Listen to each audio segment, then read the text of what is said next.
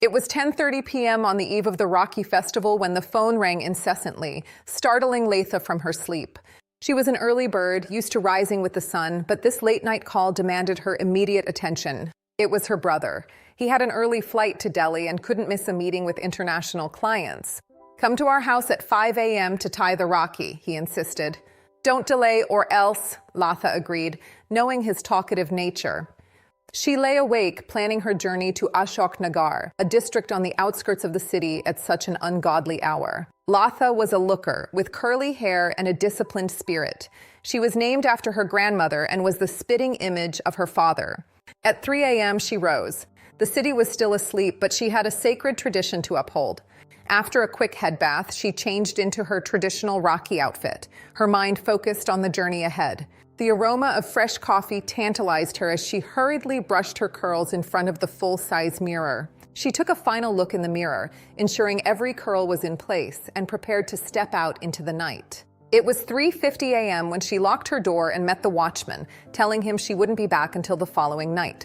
She reached the main road, looking left and right. The street was hauntingly empty, not a soul or a cab in sight. 15 minutes passed in the heavy silence. Then she saw it. The distant headlights of an auto rickshaw. To be continued. Latha was trapped in the back of the auto as the storm intensified. She felt completely at the mercy of this silent, scarred driver. She flagged it down. The driver stopped, looking at her questioningly from his seat. He was a big man with a scar on his forehead, the kind of face that makes a lone traveler feel a sudden chill. "Ashok Nagar, near the financial district," she said. The driver hesitated for a moment before nodding her inside.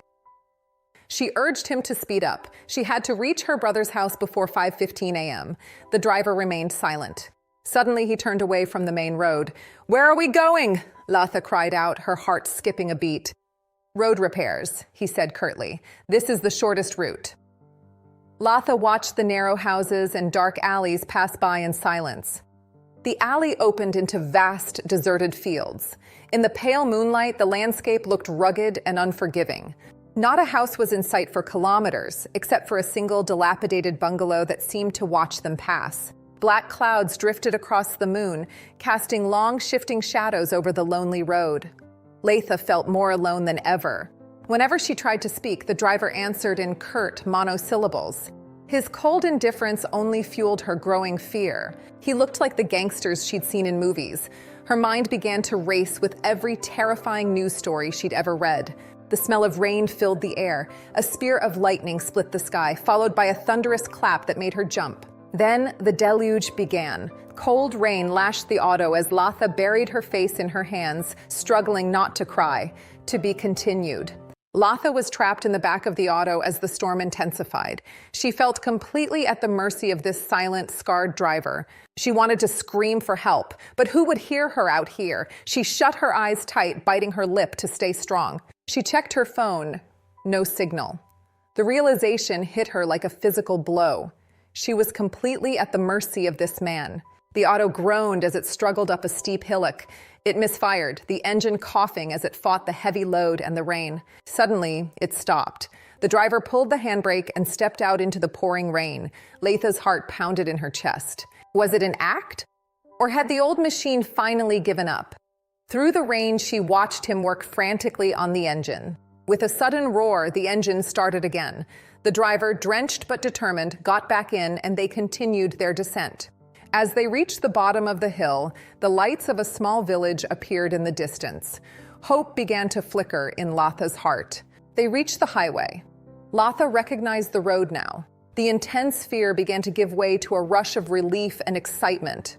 First right at the intersection, then left at the second light. She directed him rapidly, her voice full of newfound courage. The driver stopped in front of her brother's house exactly at 5 a.m. The long, terrifying journey was finally over. She got down, still not looking at him. "How much?" she asked, her hand trembling as she searched for her wallet. "It's on the house," he said softly. Latha looked up, puzzled. "Why? How can it be on the house?" she questioned. "Today is the Rakhi festival," he explained. "I don't take money from sisters today." He fumbled in his pocket and produced a Rakhi. In a daze of confusion and gratitude, Latha took the thread and tied it onto his hand. The scary driver was now her brother. He gave her a 100-rupee note with a blessing. Latha took it, dabbing it to her eyes with deep respect and emotion. "Won't you come in for a cup of coffee? You're soaked to the skin," she invited, not wanting this noble man to just leave. "Some other time," he smiled. "I have many more sisters to meet today."